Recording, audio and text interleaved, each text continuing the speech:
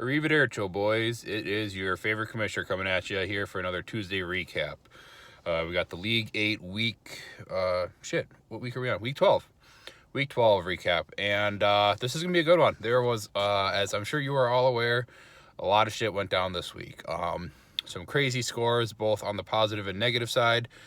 Handful of teams were locked up their playoff spot. Some teams were eliminated. A lot of things were moving around this week. So let's dive right into it. And kind of like I did last week, I guess this wasn't totally intentional, but I think it makes sense, is to start with just let's get the shitty teams out of the way, and you three know who you are. Don and Corey played each other this week. Don lost again. Pretty standard, 1-11 on the season, Don. That's not good at all.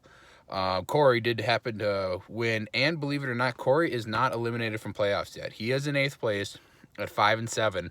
So I don't know what that says about us, the fact that we can't eliminate as a whole team that's 5-7 with 1 week to go. But technically, he is not eliminated. Now, granted, he'd need all the stars to align for him to jump up to 6 by next week, but not impossible. So let's just quick look at the matchup. Don had Mark Ingram get 25 points. Other than that, nothing. He had 86 points this week. Not the weekly low score, though. As you were also probably aware, we had a lot of low scores this week. So we'll get into who had the weekly low score here in a second. He benched Baker Mayfield. Whatever. Again, he's been eliminated for 2 weeks, so it's not like he's probably putting in a ton of effort. He will need to start doing that come week 14. So, yeah, Don, give you guys the rest. Corey, on the other hand, he had DeAndre Hopkins, 27 points. And that's about it. So, yeah, like I said, Corey's magic number is 3, which would mean that, how does that work now? I don't know.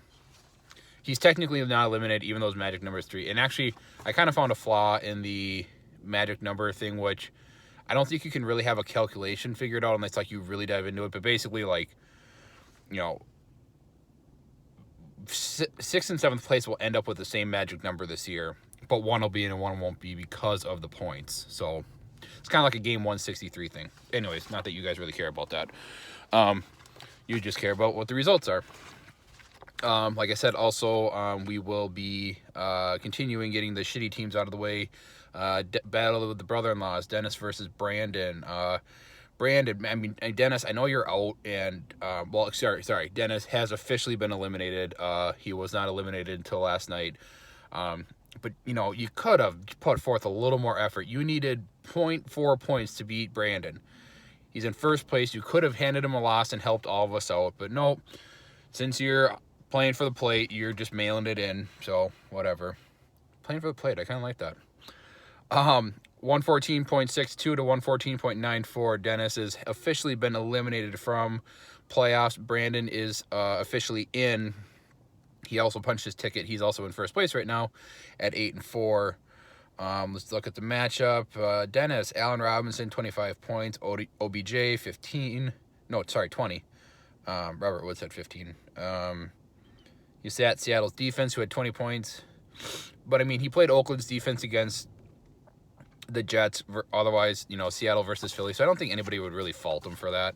But you fucked up. You should have started Seattle's defense so you could beat Brandon. Brandon, on the other hand, Drew Brees, 23 points. Jared Cook, 21 points. His wide receivers sucked balls this week. But, yeah, other than that, that's probably the closest matchup we've had all year. So, Brandon, congrats on punching your ticket. You are one of 6 teams in. Dennis, congrats on losing. You are one of 2 teams out. And neither of you have magic numbers. So, we can skip that. Next, I think, okay, so that was funny. So that was probably the closest matchup that we've had all year. Well, no, it wasn't. Was it? Didn't I lose by point? I don't matter.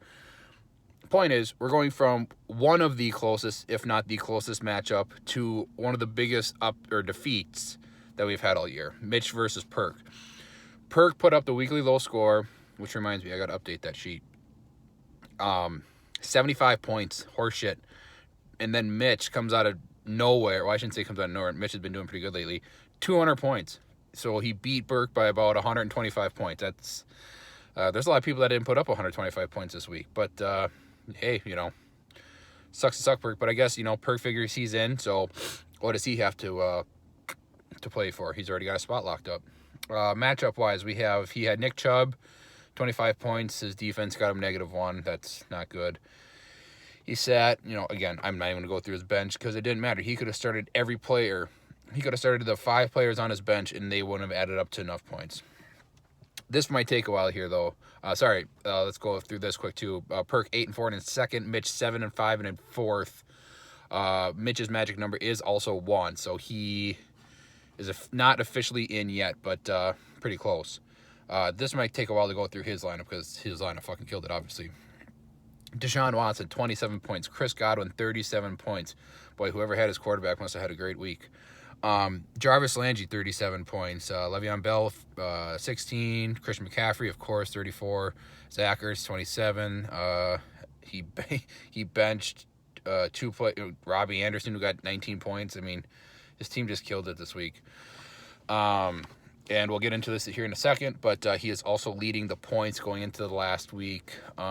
He's going to be hard to catch.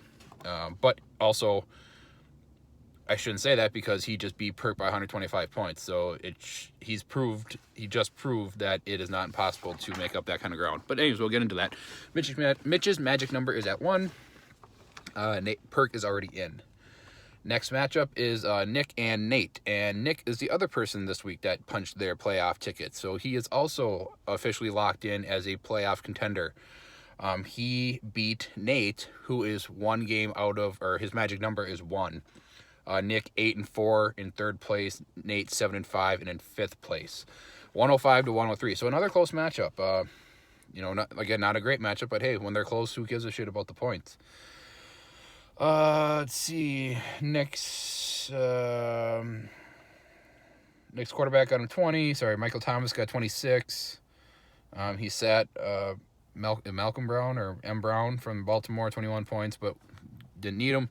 Nate had Lamar Jackson, weird, 36 points. Could have done Nick in last night. Nick was kind of sweating at bowling last night, and I wasn't sure if it was because, bowling is such a physically exhausting sport or if he was nervous about his matchup. I think it was matchup, but it could have been both. I'm not quite sure. His flex got 0.9 points. Nate's did. But yeah, so sucks when half your team's on a bye, but hey, we all had to go through it. Like I said, Nate's magic number is 1. He's in the same boat as Mitch. Nick is in. So we have 3 playoff spots left to lock up. 3 are locked up, 2 are out. And the matchup of the week goes to the 2 guys on the fringe, which would be Matthew and myself. Congrats, Matthew, on getting into the matchup of the week. That's pretty cool for you. I think I've made it a couple times this year, so I don't want to brag, but hey, whatever. And I put an ass whooping on Matt, 171 to 109. Matt'll say that I lost or I won because my team just killed it this week, which they did, but also Matt put up 109 points and hard to win. Well, I shouldn't say that. Nick just won with 105, but yeah. Whatever, let's dive into it. I had Jameis Winston, 26 points. DJ Moore, 31 points. Devontae Adams, 19. Leonard Fournette, 37. Calvin Ridley, 22. Buffalo's defense, 16. Like I said, you guys can make fun of me all you want for having 3 defenses, but that's why I do it, so that way I can cycle in all the cake matchups that they have, like playing Denver. I sat George Kittle, 25 points. I wasn't sure if he was going to play or not, but he did. And my other 2 defenses got 16 and 14 points on the bench, so again, make fun of me all you want, but when I can pick between those 3 defenses, they're going to put up 15 points every week on the regular. I'll take it. Matt, on the other hand, 109. He had Derrick Henry do good, 28 points. I guess in Jamal Williams, which actually I'm not going to lie, that kind of made me nervous on Thursday night. He put up 21 points with his projector 7. I figured for sure I was going to get my ass kicked, but I didn't.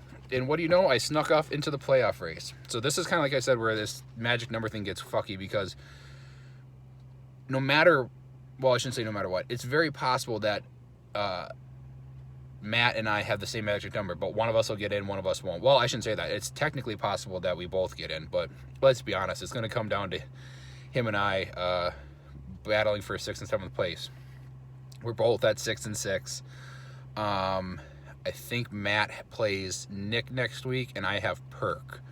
So we both have tough matchups, but hey, you know, may the best man win. Both of our magic numbers at 2.